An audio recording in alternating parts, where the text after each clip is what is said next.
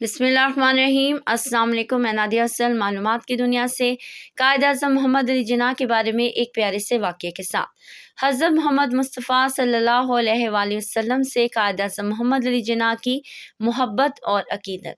कायद आज़म मोहम्मद अली जिन्ना पक्के सच्चे मुसलमान थे और कायद आज़म मोहम्मद अली जिन्ना ने एक बार अपनी वालदा से पूछा था कि मेरा नाम मोहम्मद किस अजीम शख्सियत के नाम पर रखा गया है। कायद आज़म मोहम्मद अली जिन्ना की वालदा साहिबा ने इनको बताया कि आपका नाम मोहम्मद अली जिन्ना हज़रत मोहम्मद सल्लल्लाहु अलैहि वसल्लम के नाम मुबारक से मोहब्बत और अक़ीदत की वजह से रखा गया है।